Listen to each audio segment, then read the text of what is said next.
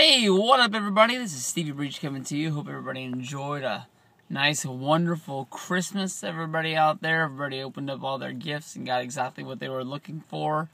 Honestly, I was looking for anything in the world that I could make a video on out there, but it seemed like there was no news or nothing really topic worthy that are out there. And then today, sitting here on my lunch, slipped across right here was Vince McMahon said recently in a production meeting that from here on out, there's no more babyfaces and no more heels in wrestling. And to me, honestly, that is one of the stupidest directions I think that they could take this company to. I know that there will always be certain wrestlers that bend the curve on whether if you're supposed to like them or hate them. Stone Cold Steve Austin, CM Punk are two of the biggest examples of, they can make their character do anything in the world you want them to. And honestly, CM Punk is one of the last guys I can really think of. CM Punk going after Rey Mysterio's daughter.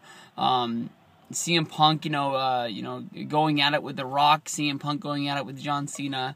And basically saying that everything they were built as was wrong. And, people still were built behind them as their favorite wrestlers. Randy Orton's another guy who can be one of the biggest heels in the company, but still sell a lot of merch, and people think that he's cool. But honestly, to me, when I think about what made me a wrestling fan, was believing in Hulk Hogan, believing in Hulkamania, and growing up thinking that everything that was red and yellow in the world was good and true. And he always fought the good fight for all of the people, whether if he was going at it with Sergeant Slaughter to sort of visualize what was going on with Operation Desert Storm, or, sort of like the storyline of the whole Mega Powers with them being best friends and best buddies, and then Macho Man sort of like becoming jealous of, the relationship that he was building up with his girlfriend, Miss Elizabeth, whether if there was anything really behind that or not. And then it basically led to Macho Man turning on Hogan and the Mega Powers exploding at WrestleMania 5, and then what went on from there. But ultimately, I think if you look at anything with the current storyline and the current product that's going on right now, if they get rid of heels and everybody's, is a good guy who's all like, hey, let's fight against cancer and let's all give thumbs up and high five the kids on the way down. The one, program that we can really look at is Kofi Kingston against Miz. And these guys, honestly, on paper, have a bitter hatred rivalry against each other. But when you watch TV, they're just having matches that we've seen 1,000 times, because both guys are still good guys who smile for the TV and smile for the camera, and they say all the right things. They high-five all the kids on the way out. They just don't like each other because of, I guess, a bad thing that happened in a tag team match where Miz felt slighted that Kofi tagged himself in, so he didn't help Kofi, and then they started beating the shit out of each other, and Miz kept beating Kofi, and Kofi finally beat him on a pay-per-view, and nobody was really looking forward to this match happening, but it happened, and nobody really feels like they won coming out of this. Kofi Kingston, gets the win on pay-per-view, so it always seems like it counts more than all the matches that they had on TV, but because there is no good guy, because there is no bad guy, nobody really sees what's going on and nobody really cares. There's no underlining story. To me, pro wrestling will always be good overcoming evil. It is supposed to be the ultimate, paradox of what goes along with life. It's sort of like, if you do the right things and, you might go through some shitty times,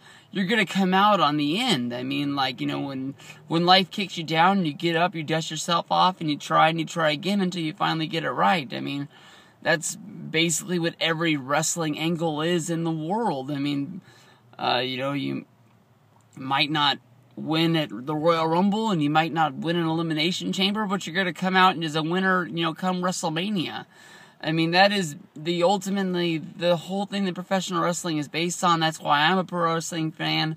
If everybody's going to be going out there, high-fiving the kids and kissing babies, it doesn't really make sense to what they're doing. I mean, honestly, I love pro wrestling, but when it comes down to it, this is not a real sport. All the outcomes are all predetermined, and you can look at other sports like basketball, football, and baseball, and those guys, don't ultimately, hate each other, but they're built on, big time rivalries, and I can see maybe that's what he's trying to get at. He's trying to not make, these kids hate, certain guys and make everybody, lovable and everything like that. But, I mean, think of how much, stuff gets stirred up. I mean, like, think of Pedro Martinez and Don Zimmer. I mean, ultimately there was no heel, but I mean, everybody hated Pedro for throwing Don Zimmer down back in the day. And then because of that happening, every time the Red Sox and the Yankees played, that game became so much bigger and so much better. Or Mike Piazza and Roger Clemens. You can go back to 2000 when Clemens hit Piazza in the head, and then you can go to 2001 in the World Series when the bat came back to Clemens and Clemens threw it at Piazza on the first baseline. I mean, like, anytime those guys got together, you knew they didn't like each other. You knew that there was something to it. Ultimately, what used to be CM Punk and John Cena until last week's SmackDown, and I'm going to excuse that for the one reason that it was a holiday episode of the show. It was during a time period when not a lot of people were watching wrestling. But if that was last month or if that was next month, that makes no sense. John Cena and CM Punk should never get along. Maybe John Cena should reach that hand out trying to be friends with CM Punk, but CM Punk should always, have that line drawn in the sand. I don't like you. I'm not anything like you, or just like he said, you are just like your Boston Red Sox, who, throughout all the years, you guys were the ultimate underdogs because you never made it to the World Series and you couldn't win it. And now look at yourself. You're a common dynasty, and, everybody looks down on you and everybody hates you. I mean, that is what pro wrestling should always be. And anything that, if it's just a fake rumor because there's nothing else to say out there about wrestling, or if this is a real direction that Vince wants to go in, it's stupid. And it makes no sense why we would go this way. I don't know.